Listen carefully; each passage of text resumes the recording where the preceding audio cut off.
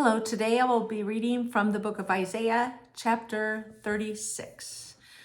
In the 14th year of King Hezekiah's reign, Sennacherib, king of Assyria, attacked all the fortified cities of Judah and captured them. Then the king of Assyria sent his field commander with a large army from Lachish to King Hezekiah at Jerusalem. When the commander stopped at the aqueduct of the upper pool on the road to the launderer's field, Eliakim, son of Hilkiah, the palace administrator, Shebna, the secretary, and Joah, son of Asaph, the recorder, went out to him.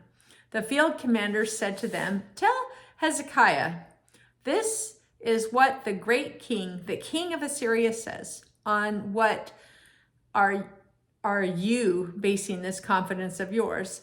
You say you have counsel and might for war, but you speak only empty words. On whom are you depending that you rebel against me? Look, I know you are depending on Egypt, that splintered reed of a staff, which pierces the hand of anyone who leans on it. Such is Pharaoh, king of Egypt, to all who depend on him. But if you say to me, we are depending on the Lord our God, isn't he the one whose high places and altars Hezekiah removed, saying to Judah and Jerusalem, you must worship before this altar? Come now, make a bargain with my master, the king of Assyria. I will give you 2,000 horses if you can put riders on them.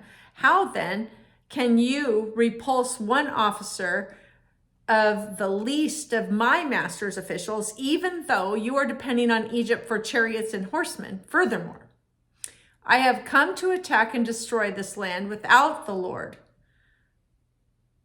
The Lord himself told me to march against this country and destroy it."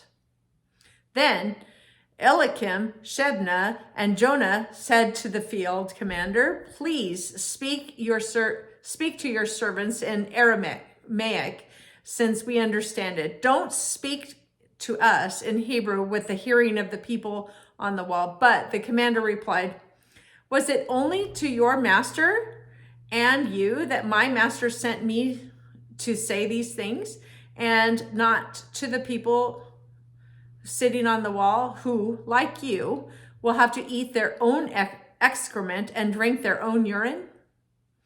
Then the commander stood and called out in Hebrew, "Hear the words of the great king, the king of Assyria.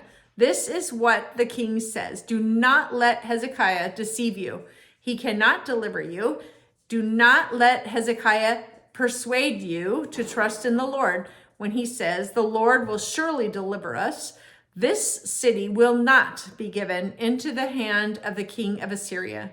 Do not listen to Hezekiah. This is what the king of Assyria says. Make peace with me and come out to me.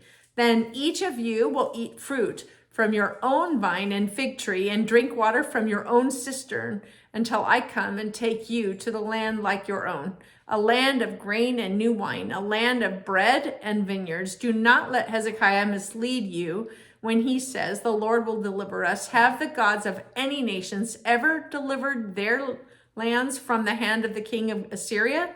Where are the gods of Hamath and Arpad?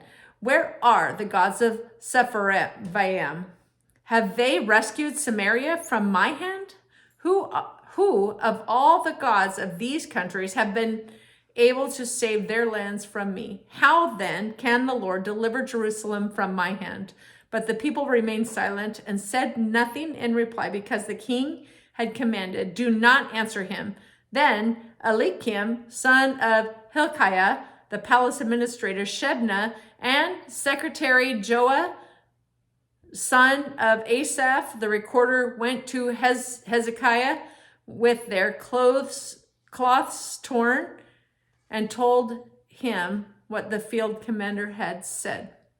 Thank you.